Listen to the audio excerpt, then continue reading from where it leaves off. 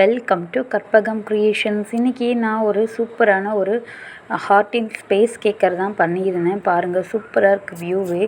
என்னோடய அக்கா பையனுக்கு தான் பண்ணியிருந்தேன். அவனுக்கு இதோட 6th பர்த்டே வந்துட்டு ரசமலாய் ஃப்ளேவர் கேட்டிருந்தான். வாங்க வீடியோக்குள்ளே போய் நான் எப்படி பண்ணலான்றதை பார்க்கலாம். அதுக்கு நான் மொத்தம் 10 முட்டை எடுத்திருக்கேன். நல்லா நான் ரூம் டெம்பரேச்சரில் வச்சு கழுவி எடுத்துக்கிட்டேன்.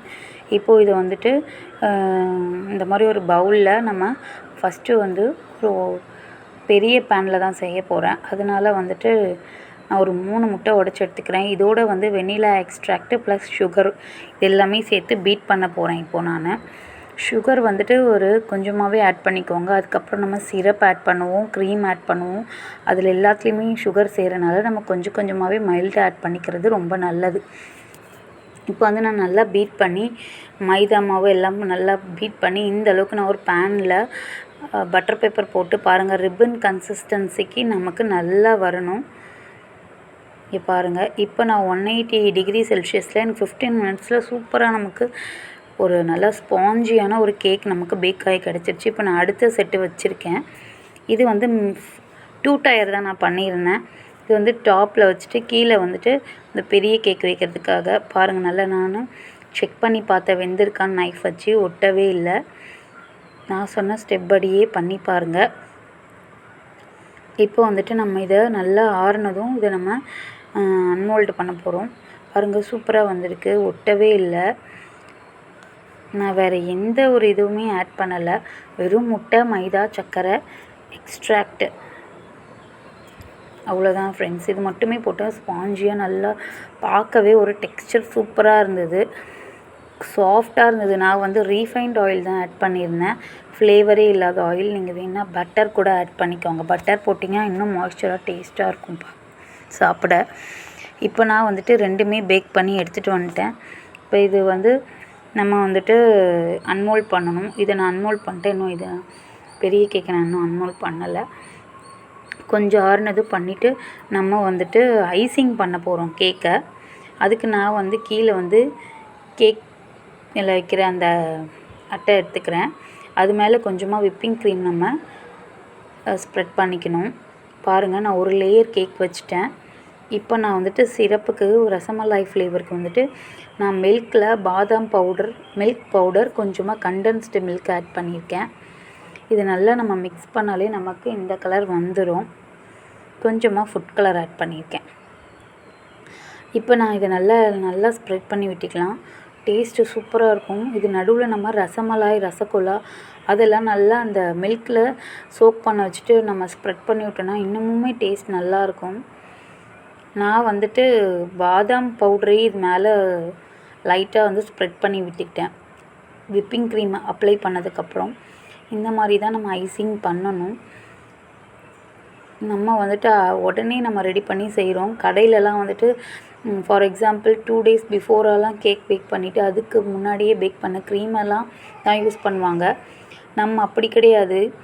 ஈவினிங் கேக் கட் பண்ண போகிறோன்னா மார்னிங் தான் நம்ம செய்கிறோம். ஸோ இதுதான் ஹோம் பேக்கருக்கு ஒரு ப்ளஸ்ஸே. இப்போ நம்ம அதே மாதிரி செகண்ட் லேயர் வச்சு மில்க் அப்ளை பண்ணிவிட்டு அதே மாதிரி நம்ம க்ரீம் அப்ளை பண்ணிக்கணும். இப்போது நம்ம செகண்ட் லேயர் நல்லா இந்த மாதிரி ஐசிங் பண்ணி எடுத்துக்கலாம். ரொம்ப ஈஸி தாங்க கேக் பண்ணுறது. நீங்களுமே வீட்டில் பர்த்டே செலிப்ரேஷன்லாம் வந்தால் நீங்களே வீட்டிலேயே இந்த மாதிரி ட்ரை பண்ணிக்கலாம். கடையில் வந்துட்டு ஏன் ஃபங்கஸ் ஃபார்ம் ஆகுது அப்படின்னா, நான் 1 week பிஃபோரே இந்த மாதிரி செட்டப்லாம் பண்ணி சேல் ஆகலைன்னா அதை தான் கொடுப்பாங்க. அது உண்மையாக கிட்ஸுக்கு நல்லதே கிடையாது. இந்த மாதிரி நம்மளே வீட்டில் ரெடி பண்ணி கொடுத்தோன்னா சாப்பிட்றதுக்கு நல்லாவும் இருக்கும், ஃப்ரெஷ்ஷாக சாப்பிட்ற மாதிரி ஒரு ஃபீல் இருக்கும். இந்த மாதிரி நான் நல்லா ஐசிங் பண்ணி எடுத்துக்கிறேன். நான் லைட்டாக தான் க்ரீம் அப்ளை பண்ணுறேன். ஏன்னா ஓவர் ஸ்வீட்டு ரசமலாய் ஃப்ளேவர் நல்லா ஒரு ஃபில்லிங்காக தான் இருக்கும். ரொம்ப போட்டோன்னா திகட்டும். அதனால வந்துட்டு நான் இந்த மாதிரி நல்லா ஐசிங் பண்ணி எடுத்துக்கிறேன். பாருங்கள், டாப்பில் வந்து நல்லா சூப்பராக ஸ்மூத்தாக வரதுக்கு நம்ம இந்த மாதிரி குட்டி பேலட் தான் யூஸ் பண்ணுவோம், ஐசிங் பேலட். இப்போ நான் வந்து ஒரு செட்டு வந்து ஃப்ரிட்ஜில் வைக்க போகிறேன். இப்போ வந்து குட்டி பேஸ் ரெடி பண்ண போகிறேன். அது முடித்ததும் பாருங்கள், இப்படி தான் ஃபைனல் ஸ்டெப் இருந்தது. அது நடுவில் எடுக்கிறதெல்லாம் வீடியோ என்னால் எடுக்க முடியல. பாப்பா ரொம்ப அழுதுகிட்டே இருந்தா. ஃபைனலாக முடித்ததுக்கப்புறம் தான் என்னால் வீடியோ எடுக்க முடிஞ்சிருந்தது. நடுவில் இருக்கிறது ஹார்டின் ஸ்பேஸர், அது வித்து அந்த லைட் வித்து ரோஸ் தான், எல்லாமே ஆர்டிஃபிஷியல் ரோஸு. இது நாங்களே போய் தான் ரெடி பண்ணோம். இந்த பர்த்டே செட்டப் வந்துட்டு எல்லாருக்குமே ரொம்ப பிடிச்சிருந்தது. எல்லாருமே நல்லா என்ஜாய் பண்ணாங்க. கேக்குமே நல்லா இருக்குன்னு எல்லாருமே ரிவ்யூ கொடுத்துருந்தாங்க. என் அக்கா பையன் தானேஸ்வரும் ரொம்ப எக்ஸைட் ஆகிட்டான். இந்தளவுக்கு அவன் எக்ஸ்பெக்ட் பண்ணலை. எப்பவும் போல் லாஸ்ட் டைம் வந்துட்டு வேறு மாதிரி அவனே கேட்டிருந்தான், கஸ்டமைஸ்டாக ஸ்பைடர்மேன் கேக் கேட்டிருந்தான். இந்த டைம் என்னோடய இஷ்டம்னு சொல்லிட்டான். அதனால தான் நான் rasmalai flavour with heart spacer வச்சு எடுத்துகிட்டு போனேன். நல்லா சூப்பராக ஒரு கேக் கட்டிங் பண்ணியாச்சு. நல்ல ஒரு என்ஜாய்மெண்ட்டோட ஃப்ரெண்ட்ஸு எல்லாருமே வந்திருந்தாங்க.